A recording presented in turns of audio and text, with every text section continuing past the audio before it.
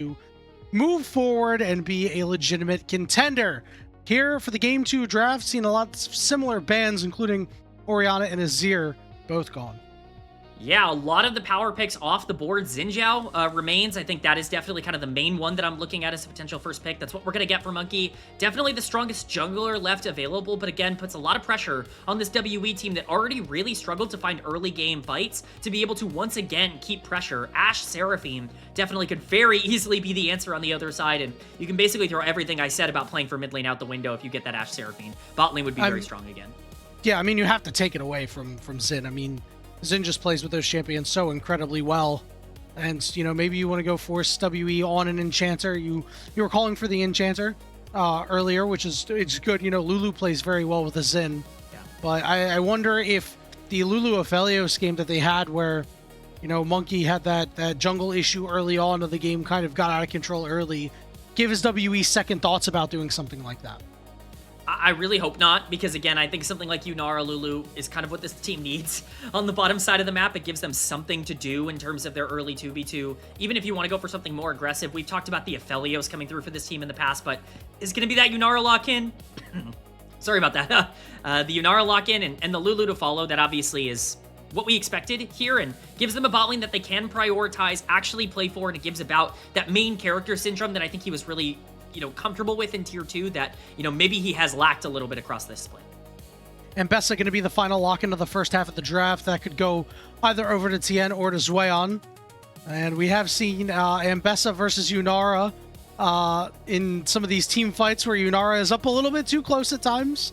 We'll see if About has similar issues here. Second half of picks and bans. Renekton going to be taken off the board, so Cube is not going to have access to that one. Yeah, I mean, Cube is a big Renekton player, as we know. I think something like Yorick still being up definitely is an option for this WE team. It's something that they really relied on over the course of this year and last year. I mean, he was a huge Yorick player in 2025, so that's definitely going to be kind of on the mind. Cassante is another option that is just naturally going to be a bit more stable. They're actually going to ban out the Mel in the mid lane here. More Karis power to be able to play off of this Xin. I wouldn't be surprised if WE is actually looking at some sort of assassin here in the mid lane, something more aggressive to play the 1v1 with. The Akali's banned out, but with the Nocturne ban on the other side, they might want to try and just be able to control this as aggressively as they can. Wonder if a WE LeBlanc could show up against some not so tanky targets. Obviously, Seraphine can give a lot of shielding, so we'll see what WE wants to go with after this top esports pick. Throwing around a couple of different options. The world is your oyster for whatever they want to do, because this is where you're going to just figure out your mid-jungle duo, or even if we're going to see, you know, a top lane pick here. The Snefiri could be flexed, but is more than likely going to go in the jungle. I feel confident that this is TN's Nefiri. We want to talk about greed and aggression and playing through your jungler. Yeah, that's Nefiri. This embodies the TN spirit, and I think him being somebody that can pilot this and really be the main character does signal to me that they want to try and pressure out Monki as much as possible. Do not be surprised to see a very aggressive mid laner, maybe something like the Annie on the table to be able to follow up on that Nefiri that we've seen that combo work really well. So that Yorick that I hinted at made a lot of sense for this comp.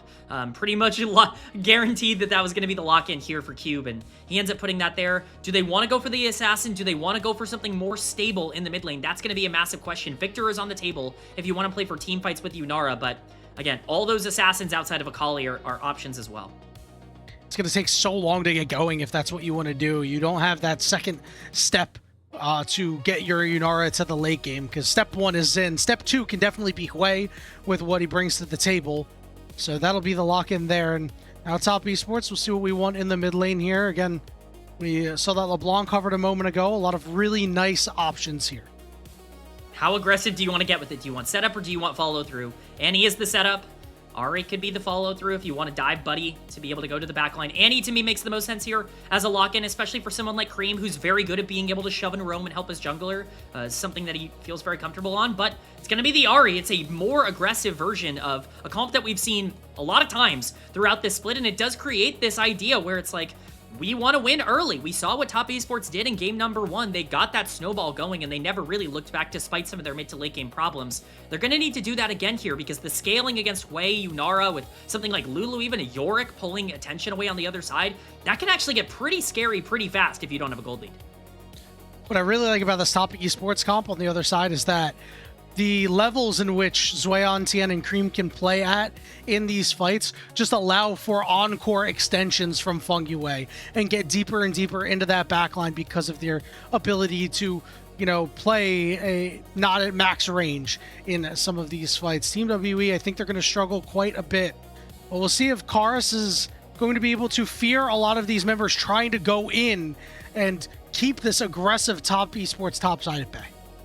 Yeah, if you want a worrying thought here, I think Ahri is phenomenal into Hui individually. And if you're going to be able to get consistent tempo in the mid lane, we've seen that that is really what dictates a lot of games. Who can push forward, who can get that tempo so their jungler can just play more aggressive, especially when you're looking at a Xin Zhao versus Naafiri matchup. You're looking at two junglers that need mid lane. We in 5 games in Knights Rivals, with Team WE in the run back in the lower bracket, were swept out by them.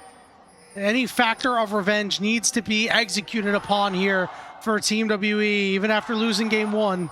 Let's see what they'll do here in game 2.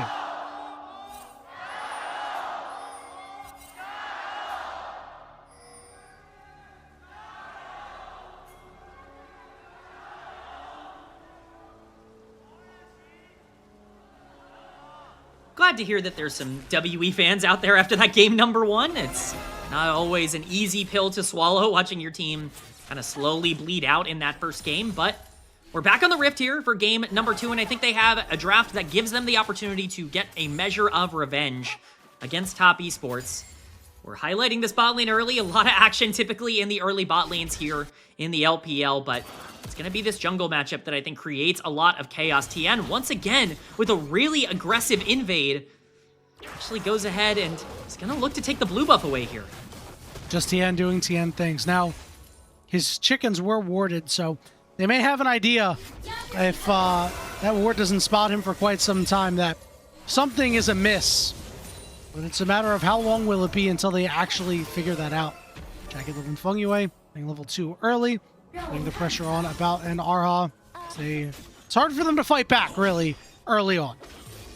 Yeah, it's definitely, you know, a difficult bot lane to play out early. You know, things will get a little bit easier once Lulu starts getting some items underneath. It's not going to be quite as efficient to push in and just absolutely dominate, but this is the problem for Monki. His camps are gone. Tien is going to be able to take away this romp, and he's too late. The smite comes down. He's level 3. Can he get out, though? He is. Yeah, he's just fine, dude, because the advantage that Fengyue and JiaQi Love gave him means that they were able to move first, and now Monki is on the wrong side here with Tien and Fengyue on the way. Tien will dodge out of the wind, becomes lightning. Monki will elect to fight him on the chickens here. See if anybody from top esports is going to respond, or they're just going to fight it out right now. Monki does have the smite. He's going to be able to get it, get some healing off of it. Tien will be very, very sad. At the end of the day, it's relatively neutral, I guess, for both of these junglers, if a little chaotic. Fengyue going to spot out Monki here and, you know, be able to dissuade some of those plays, but overall, we'll see if WE want to go for even more.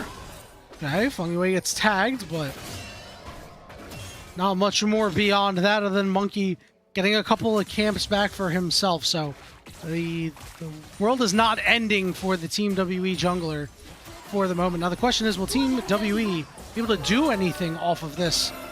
With Monki nearby, JiaQi Love and Fengyue playing close to their turret, meaning that Monki can't actually go in and do much. Yeah, I mean, what this has actually kind of turned into is okay for WE, all things considered. Spot lane needed to be given some reprieve from the Ashe Seraphine, and that's exactly what Xin Zhao essentially being able to split this jungle is going to do. Look at the vision coverage on the bottom side here. It's going to be really difficult for this WE bot lane to be punished early on into this game. Monki going to get his wolves as well, so overall, while it is a small gold lead in favor of top esports because of some individual lane leads, certainly not something that I think WE are going to feel all that bad about. Yeah, it could have been a whole lot worse, Kman. So if you can take that, live with it, not give away any early kills, this is something that is just fine for Team WE. Remember, they have some really good scaling with about Karis later on this way will be able to make an impact. And of course, the split pushing of Cube. There are tools and ways to go and win this game, and if things are at an even state early, it's good. I mean, even his best case scenario for WE. We keep talking about it. They have tools to be able to pressure out in the early game with this Xin Zhao to be able to fight more efficiently, but I mean, at the end of the day, this team just wants to get to the point where Yunara and Hui and Yorick can really all do their thing in the later part. This slower early game definitely benefits them. Eventually, we will start to hit these mid-game power spikes once the level 6s start to come through for these solo laners, and that's when I expect it to really ramp up. Tien obviously at level 4, almost at level 5. That Nefiri is really what you gotta watch. If Tien is gonna be just as greedy as he was in game number 1, constantly look for these engages.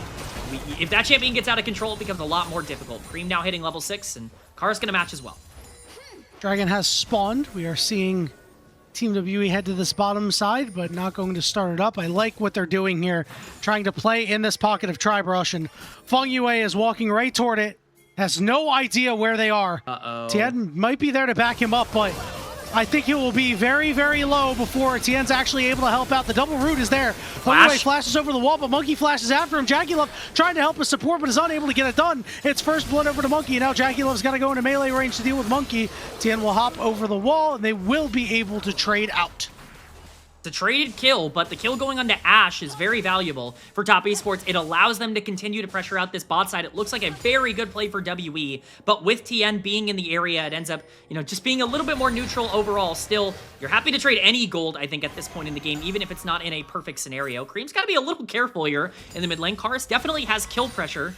That ultimate not available. Looks like it was dropped a little bit earlier to get to that health bar in the first place, so definitely a good play by Karis to continue to be able to push that lane in, but right now we're just looking at a very even game state, and once again, more scaling coming in. Let's take a look at the replay on what happened here. The fear and the spiraling despair. That's going to be plenty of damage. Yeah. Oh, the dragon even helped out too. How about that?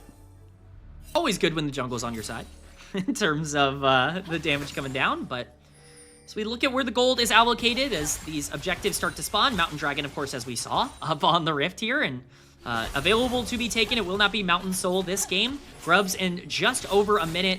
We're seeing a decent lead for the Ashe because of that kill onto the bottom side, but Monki is very strong right now. Continues to try and contest these jungle camps. Tien not going to give them over for free. He's going to get the smite and level 6. Yeah, that's just how it's been for Monki against this guy. Tien just walks in and takes whatever he wants, that aggressive style of jungle, just continuing to fight on every single front. And he's even clearing out this ward, letting Monki know, yeah, I'm still here. I'm not afraid of you. 45 seconds till these grubs are up. We mentioned them just a moment ago. How big would this be for a guy like Cube if Team WE can secure these?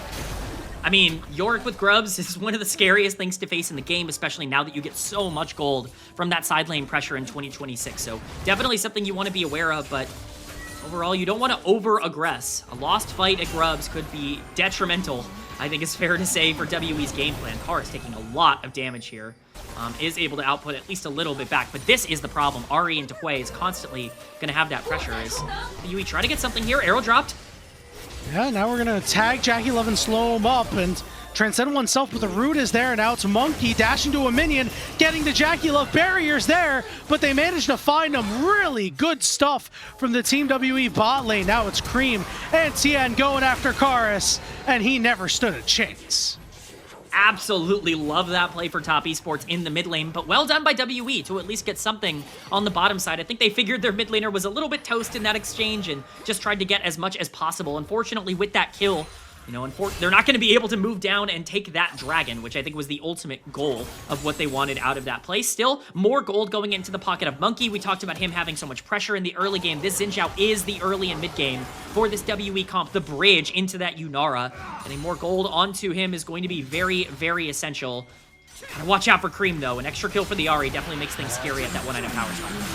Definitely using some high-quality materials for this bridge.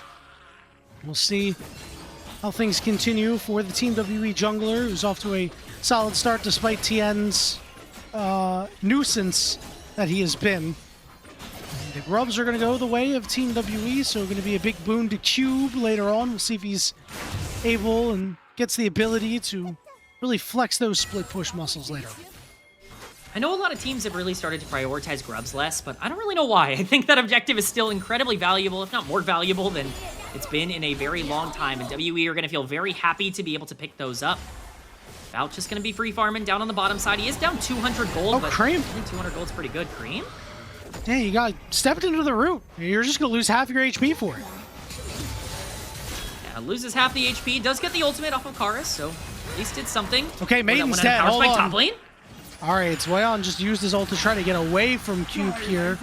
The ghouls are going to put a little bit of damage into him, and Yaoyao, I'm sure, would have rather had that HP back than 8 gold, but it is what it is.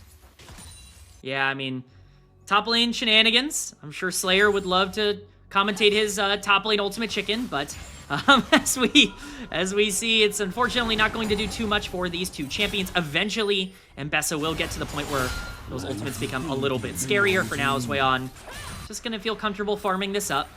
Teleport now down onto the bottom side. Oh, Creme's going to be here. They could look for a play around this dragon. Fengyue is going to walk in first. Ward's going to get spotted out and now swept. So they're using that teleport just to get a lot of vision cleared out here. Looks like Top Esports might be setting up for this first dragon of the game. Creme going to walk over another ward as he heads over to the mid lane, but Karis, very little mana, is going to take his recall, so nothing coming out of that teleport. Yeah, for as much as we're talking about Monki's big lead as we see here, TN actually is quite a bit up. They're even in gold despite the 2 kills on the side of Monki because of the farm advantage for TN. Both have that first item completed. This dragon can actually be really, really dangerous for both of these teams. WE gonna start it up, and it does feel like Top Esports, with the position that they're in, just do not want to make a mistake, and are gonna give it over. Yeah, Karis had teleported into the mid lane. He was first to the wave, so Creme had to back off for a moment. He's gonna move down, poke his head in, but with the bot lane of Top Esports taking a recall here, that is that dragon secured for Team WE. So a good start on the objective front for these guys. All in all, while they are down gold, you can be happy with where they're at. Yeah, I mean, it's certainly not been a bad early game for WE. You do see that gold continue to grow, but so much of that is the mid lane advantage that Creme has been able to generate for himself. That will eventually even out for Karis, and it'll get a little bit easier to be able to play, but they're looking for a play with this arrow right now. Cube, watch out! Cube! Cube! Oh, yeah. All right, he's fine. Almost. Yeah, no, he's not fine anymore. They go in. Yep, everybody's there. It was just a matter of time. It was the calm before the storm. And Top Esports picks one up. Yeah, JiaQi left feeling a little bit down on his luck to not get an assist on that play with the arrow going wide, but the kill definitely still very important. Getting Cube onto the back foot and getting more gold onto this Mbessa makes these engages a ton easier down the stretch of this game as well. Monki has to spend a lot of time and a lot of HP on the top side here clearing the waves. It is tough to face a level 11 Mbessa, and Yaoyao is doing a great job of utilizing that power. Yeah, and I really love that Top Esports is willing to play for him when he's on these carries. Obviously, we remember the Gnar game in the last matchup versus AL, but that Jace game, he got a lot of help, and there's no shame in that, but it was nice to see that Top Esports is willing to do that instead of saying, hey, we're just going to weak side you all these games. No, we're gonna pick you carries, and we're going to try and give you the resources to carry. Yeah, I mean, he has been a player that's been talked about a lot for Top Esports for fair reasons, and matters a lot in terms of their success, so we will see how the rest of this game goes now with the kill onto the Mbessa. We're starting to hit those first item power spikes. This is where I think the game kind of has to turn up for WE. Xinjiao was in a good enough spot to be able to make these exchanges worth it, but these objectives, you've gotten them for free at the start. That's probably not going to be the case for much longer. We've got 3 minutes on Dragon, but just under 2 minutes on that Rift Herald, which is going to be a pretty big objective to fight over. And I'm curious to know how much pressure WE want to put onto that side of the map if we're going to see those rotations come through as we see these quests start to get completed. Speaking of pressure, multiple members down on the bot side. JiaQi was able to sniff that one out. And with Monki recalling, looks like he'll be fine. Tien's going to show up here. Karis going to try to use that water path to get a little bit of a speed up, but Tien is right on top of him. He's going to flash. Meanwhile, on the bottom side, we are fighting. We are killing JiaQi. Monki is forced to flash away and lives with very little HP. Throws up the Team Liquid thumbs up. And Team WE make a play. Yeah, we didn't get to see the tower ramping up there, so I was shocked at the amount of damage that went down onto the Xin Zhao, but very nice play from WE down on the bottom side. Once again, just utilizing the pressure that Xin Zhao generates to make a cross-map play. It's something that Top Esports and TN in particular have always been really bad at, is these cross-maps and making sure that you're not losing out. As we get a replay of what exactly happened, it's just a free dive onto this Ashe. They have it set up really well. Monki ends up tanking the tower. The moment you knock Fengyue away, even with the ult coming down onto the Yunara, they have more than enough damage, and the ramp-up's not enough to break through that Lulu ultimate. Very well done and a very smart play by WE. And JiaQi held on to that arrow, so it looks like they're going to be trying to use it for a play up on this top side in 20 seconds with the Herald spawning. Arha and About up on the top side to help Cube get this push in. Zweon shows up as Fengyue is en route, as well as JiaQi, but for now he's on a 3v1 with Monki showing up. Now a 4v2. The siege is still there with the Maiden and everybody else. Won't be able to squeeze out that second to last plate. Still a ton of priority up here. Yeah, a ton of priority with the Rift Herald spawning. They clearly want to get this tower as fast as possible. Creme is free farming on the bottom side, but right now it will be tower going down. Yorick's going to get all of that gold. As I mentioned, this Ari's getting a lot off of this play with solo tower on the bot side. Going to be even more accelerated already with just about a 1,000 gold lead, but Rift Herald going to be in the pockets of WE unless there's a major fight here for TES to take. Fengyue currently has no flash. It got burnt on that top side play. Herald is going to be reset here. Zweon and TN are going to hop back on it. And Team WE, who I thought were going to go fight for it, looks like they might let it go for now unless they want to go for a retake of some sort. With 4 members stronger, they're clear out that mid wave, and now this retake could be coming through. Clear out some vision. They're still relatively healthy, but a little gun shy on this play. Not really sure what they're so scared of. Oh, on JiaQi Love. He flashes away. He will be able to survive. Guess they might have been afraid of that. Yeah, I guess they were just trying to bait something out there, but JiaQi Love is going to be able to survive. I'm just shocked that they don't want to go for the full engage and try to fight over that Rift Herald. I presumed that's what that top lane pressure was for in the first place, but they're going to be happy with the turret and back off after that. TN kind of going to get away with something there, being able to take that Rift Herald entirely for free with the Ari, who has all of the gold on the bottom side of the map. Again, overall a win for Top Esports, but gun-shy I think is the right term. WE might have had an opportunity there that they were unwilling to take. Dragon at the very least is up though. Yeah, we'll see if they aim for this one. Remember, they have really good scaling with the Yunara here, so they could elect to play a little bit more passive here, especially with the fact that they already have a dragon. It's okay to give this one away if you really want to lean into your Yunara a little bit more. And Shanna Crystal Arrow heading up to the top side here, and will not land onto Karis. So we're 0 for 2, JiaQi Love. You got to step it up. Yeah, unfortunately, not quite hitting those arrows. We saw that actually decently consistently against IG as well, so see if that ends up changing around here. Is Top Esports going to get some more pressure onto the top side? Dragon will go down in exchange for that second Drake to WE. That is absolutely a win condition for a team that actually is going to love forcing fights in neutral objectives later on in the game. Having to walk into Hui and, you know, getting that pressure with Yorick on a side lane and saying, hey, you have to either choose Yorick or us around these objectives. They're going to feel really happy to be able to get that advantage going. The big question is now, what happens with the Rift Herald? Cube gonna get a solo tower on the bot side as these top laners trade some gold, but if that Rift Herald can kind of equalize things in the mid lane, still could be Top Esports' favor. And one more note about the dragons is that it is an Ocean Soul, and you know, oftentimes you're like, hey, we could just buy heal cut and it's fine. You gotta really worry about the fact that like Cube and Monki are gonna be in these fights for a while. You're gonna get plenty of shielding from Arha to cover About and Karis, so they are gonna have the ability to gain a lot of HP even with the heal cut and make life a lot harder for Top Esports, so they will have to do something about those dragons. And we're going to drop the Rift Herald now instead of a little bit later on. We're going to look to find About. There's an instant McHale's though to keep him alive. A good Dark Procession there to keep the Herald from barging right into the turret. Herald's had a rough day. You Yeah. had the Anivia wall in the first series. You got Yorick Cage here. It's been a tough day for the Herald, unfortunately, trying to find those. Sometimes you just don't play your crashes, best. but JiaQi Love doing his best JiaQi Love impression and having to burn some summoners in the mid lane to get out after taking a wave, but he is going to be able to survive, and no ultimate harm is going to be caused from that. For now, no major objectives to take. It looks like both of these teams are just going to set up as much vision as they can.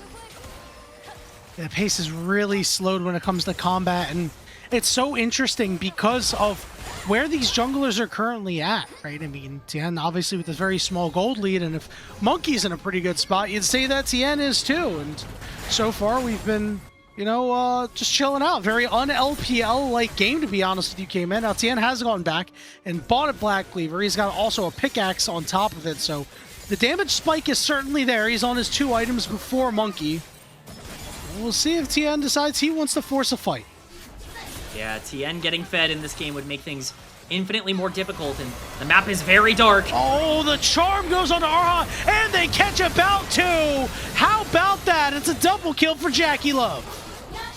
JiaQi Love once again benefiting from the plays that Top Esports are making, and their mid-game ends up being the big difference maker. Charm hits again onto Karis. It looked like that was going to be a big problem for the Hui, but they're going to take their 2 kills. They're going to take their mid-lane pressure. They're going to continue to grow this gold lead. What looked like a WE-favored game state has very, very much shifted after a fantastic play utilizing Vision for Top Esports.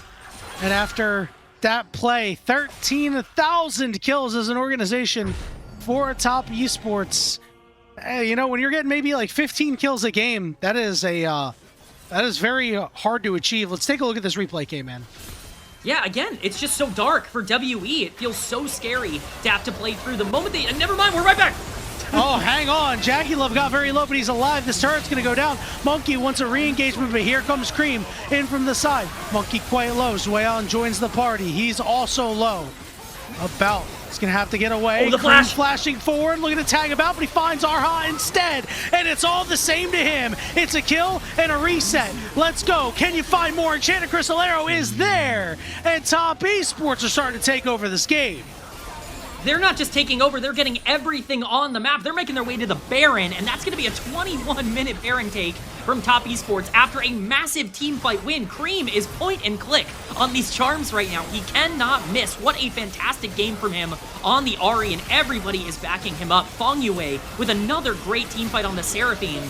And TES, who felt like they were getting outscaled for so much of this mid-game, immediately turn everything around. We finally get a chance to see what happened at the start of this exchange. It's just JiaQi Love expecting himself to be able to survive. So many resources burned to kill him under tower, but same thing for WE. They're like, there's an AD carry, we can kill him, not realizing that he actually has some teammates in his back pocket. Yes, you don't execute perfectly, but the moment that Creme and Tien end up showing up, About is overextended, and this flash from Creme, the charm coming down, yeah, About's able to get out of there, but you know who's not? His support, who ends up getting absolutely destroyed for a cube. The sacrificial lamb at the end of this with all of the CC getting layered down. And again, a mid-game that felt like it was played perfectly by WE to stall as much as possible, disintegrated in an instant with a great engage from TES. A series of mistakes, not warding in that chicken pocket where we saw Creme make the last play. Not anticipating that Fengyue would flash forward to save the life of JiaQi Love with his heal and his empowered W. And a game that was 1,000 gold deficit for Team WE has become 5,000. This molehill has become a mountain. 3,000 HP onto this dragon. Let's see if Team WE is going to go try to swipe this one away. Monki's going to go in, but he's going to lose the smite fight on the backside. It's Creme doing a lot of damage, but About's going to try to go after him. And the charm is huge from Fengyue. Yaoyao's in the middle of the fight. He'll flash away, and nobody gets tagged with that Hui ultimate. Team WE unable to find anything against Top Esports. WE feel like that was their best shot at being able to fight a team fight back into this game.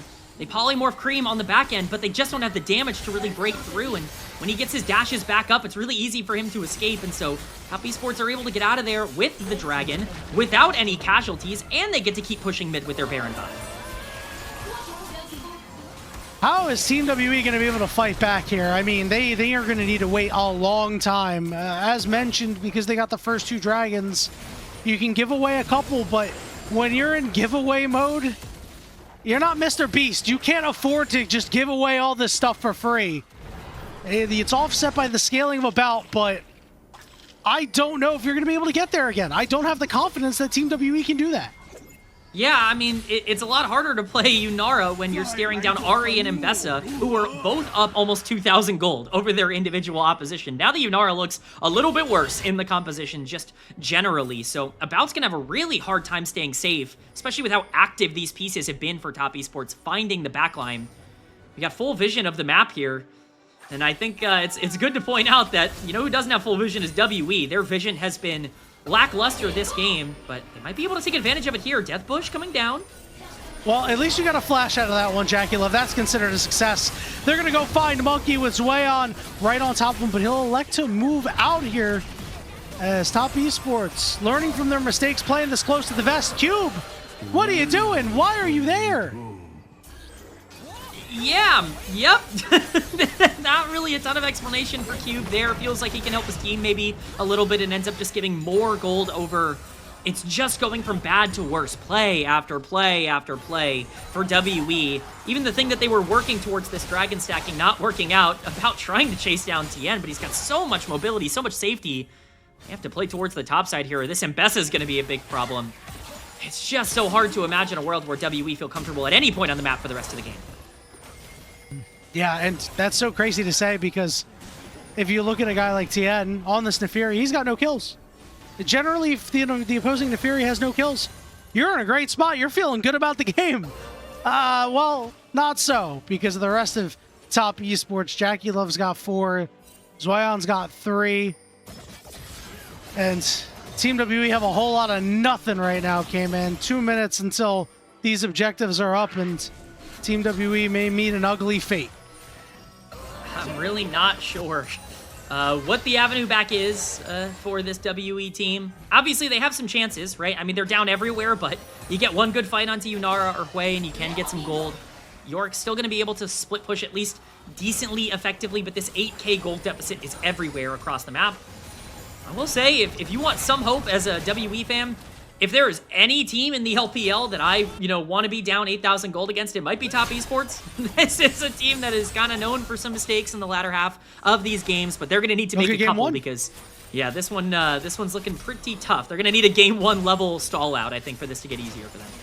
Yeah, but the problem is they were able to stall out, and they still lost the game. You still had a moment where things got away from you. It just feels like it's the Team WE way right now, is that you can stall out and make a critical error, lose all your progress, come back a little bit, make another critical error, and lose all your progress again. It's unfortunate for WE that in order to win games in the LPL, you have to actively win team fights. I think that is a bit of a downside for WE. I think they would really hope that they could get a different way done. Unfortunately, in a position like this, I still think that you're in a better spot than game number 1, even though it's, so tough and they were able to stall out game 1, because at least you have champions that can do something. If you're able to stall out, like eventually get to 4 or 5 items, you have a Yunara, you have a Hui, like you have champions that can function more than you did in that first game, but you're going to need a very similar performance, and you're down significantly more than you were in that first game. So the miracle kind of needs to happen. Baron is spawning in 15 seconds. And look at Zweon here. Yeah, we're going all in, but he immediately uses his ultimate just to escape. So that play is foiled, and again, Team WE come up empty. Checking in on the items here. About is working on item number 3, but is still far away from this Infinity Edge. Yeah, that's you don't want to be far away at this point in the game. Cube gonna get some gold on the top side. Arrow's gonna come up. Hey, he got one. There we go, JiaQi Love, and now Zweon's right on top of Cube, and I don't even think the Maiden can save you. The cage is going to fall down. Creme is going to ult over the wall, and Cube is cooked. Creme and Zweon linking up on the top side because of JiaQi Love's beautiful arrow. The first major one he's hit on a side lane this game, but better late than never for sure when it comes to those Ashe arrows. Getting that at any point in the game is a positive, and that's likely going to lead to all of this top lane pressure turning into a potential Baron WE. Tien just hops in. He says, they might be here. I don't really care. Teleport from behind his way on, right on top of About, and immediately the jungler's blown up. One encore as Top Esports run over Team WE, and they will take an encore straight to the Baron pit for their second. Can I just say, this has been a gorgeous game from Fengyue on this Seraphine. A brilliant 2-man ultimate there to really seal everything together with Zweon as well. A fantastic teleport onto the back end. Top Esports are styling on WE at this point, an 11k gold lead. You know, this looks like a good play for WE at first because you have TN jumping in. It's Naafiri. I mean, how many invulnerabilities does that champion have? So many different ways to be able to escape the moment this Ambessa arrives. Oh, Monki and About are donezo. This Xin Zhao is gone and the fight is over. This ultimate is just the cherry on top. It's not the first, nor do I think it will be the last massive ultimate that Fengyue has done on this champion. And with Baron now pushing into the base, we might be looking at a pretty quick end here for TES. In one of their prior games, they took Baron, they took no recalls after taking everything in the base, and they just said, we're going to end the game. They might be doing so here with a 14,000 gold lead. Do we really think that Team WE is going to stop them? They're at least going to try. Monki takes an arrow straight to the mouth and is immediately stomped into the dirt. Look who's diving turrets. It's TN, but he got caught with the Spiraling Despair, and Cube gets the shutdown. It's a 4v4 as Team WE are desperate, trying to keep these turrets upright. Zweon is able to walk up and start chopping this one down. You've got one remaining, and it's starting to get on its last legs. Creme, very low, but the Maiden will finally fall. Yeah, Maiden goes down. Trying to keep them away. Let's see if we're going to get more immediate fear on the ultimate from Creme, but this last turret's going to fall. Team WE get charmed up. Encore for Fengyue. And Top Esports has no problems with Team WE in Game 2 and has largely no problems in this series. Top Esports. I mean, at what point do we start taking this team seriously? I get WE was not exactly the hardest of competition, but the execution in that second game was brilliant from TES. A real monumental team effort. All 5 members of the team contributing in this one, doing their jobs. This team gets to 2-1. I love the way that this team is playing right now. They get themselves a big victory, and let's remember, there have been 3 days of competition in the LPL. Top Esports have played in all 3 of those days. They're only going to get more time to practice with each other, and if this is the starting point, could be a pretty good split for them. As for Team WE, I don't know if they have enough time in the world to be able to figure out what's going on with them. I mean, I hate to be harsh about it, but this is the team that just has absolutely no sauce, as Alk would say. They have nothing right now that you can get excited about because Monki is not the same guy he was in 2025. He's not being enabled the same way. This bot lane hasn't come together as a 2v2 unit, and Arha has not made the impact that has been expected of him slotting into this squad so far.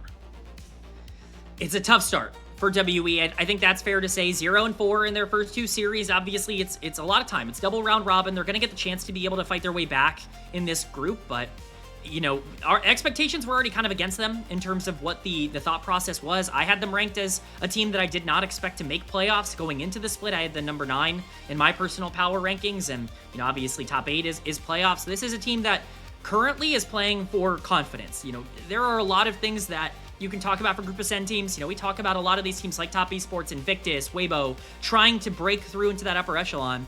WE is in Group Ascend for a reason. They were good enough to be top 8. If they can, you know, right the ship and get some level of confidence, maybe they can continue to be a Group Ascend caliber team for now. It's definitely looking a little tough, and they definitely look a bit outmatched in Group Ascend. Yeah, the good news is you are getting the practice against the Group Ascend teams, right? But it's looking like you're more like a farm team right now, unfortunately, because you know, the last time that Team WE was in Group Ascend, this is a team that was able to fight and able to, you know, take games off of some of these teams that looked a little bit weaker. But with a lot of the Split 1 changes compared to even last year, these teams have gotten a lot stronger. This IG squad, as an example, which might be one of the lower tier teams from Split 1 Group Ascend, they're not a team that Team WE are going to have, I would say, a decent chance at beating. I think that IG would be able to beat this team, and you know, at that point you're just competing with NIP, and we already saw what happened there. I have big concerns that this Team WE squad, we thought that they could be close to 5 wins. That number might be a lot lower than we think. Yeah, I mean, I was predicting around 1 or 2. I feel pretty good about my prediction right now. Are you sure? Definitely feels. You know what? You're right. You might be overshooting it. I'm not lying to you. If I said 1 or 2 game wins, would that be more in line of what you're thinking? Like, All right. Yeah, it's can live with that. It's a tough start for WE, and the concern is that really what they did well throughout a lot of last year, it's just not happening. Monki is super off base right now with his early games. Even when he is in a good spot, this Xin Zhao was in a position where he could skirmish in the early game. He got 2 free kills. He was down 30 CS because TN was just invading him constantly, and he had no real repercussion, no real recourse for that. We talked about this in the previous series for NIP. Monki, to me, has been figured out. Like, I think the tape is out on this guy. Like, I think that there is clearly something that these teams have identified, and they are going, if we invade this guy, he's going to lose his mental. He doesn't really understand what he needs to do, and we can generate big advantages against that. We've seen every team this split so far say, as long as we just perma invade him, we'll win the game, and they've all been correct. So how do you fix that? What's the solution here with the tools that you have available on Team WE? Do you just have to play harder for this bot lane and really rely on them? We have seen some teams in the LPL be able to succeed off of that, but I think that's the only sort of juice that you really have. My big concern is that when I hear, oh, jungler is getting invaded over and over again, is in a spot where he needs assistance, what fixes that is winning lanes, right? Is priority, it's the ability to play more comfortably, it's the ability for the jungler to be more passive in the early game because you have the ability to skirmish if something bad goes on. WE don't have the laners to have good lanes consistently. Cube is not winning top lane consistently. Karis is not winning mid lane consistently. And bot lane certainly not winning the 2v2 consistently. If you're not drafting these pushing lanes, those invades are going to keep happening, and Monki is going to be put on the back foot. And unfortunately, right now, it just doesn't feel like anybody else can pick up the slack. If you're taking away his ability to carry, that might be a big problem for a WE team entirely built around their jungler. He's got to find another gear. As you said, he has been solved, and right now, there's no response for Team WE. We'll have to see how that progresses throughout the split. They're currently doing an interview with JiaQi right now, so it looks like he may be our player of the series. So for the moment, let's go and take a look at the updated standings that we have for you here. Just a couple of days into the LPL, IG sitting at 2-0, Top Esports at 2-1, BLG in third at 1-0, and then you've got NIP AL for fifth at 1-1, and then down near the bottom side, JDG Weibo, who have only had one game apiece. And of course, Team WE, who is now 0-2, Kman. 0-2 is a tough start, especially considering one of those is against NIP, one of the teams that you would expect them to be able to compete against. Obviously, nothing's over. This is double round robin here in the LPL for Group Ascend in particular, and so, you know, you will have the chance to be able to get a couple of rematches against NIP and, you know, a team like Top Esports that could potentially be beatable, you know, if you continue to progress, but certainly nothing on tape would indicate that this team has been particularly competitive, and you just have to hope that they can turn it around. TES sitting in second place is hugely positive for them. They got destroyed on day number 1, so for them to be 2-1 after, you know, the way that they lost, I think is got to be good for the mental. And not only the fact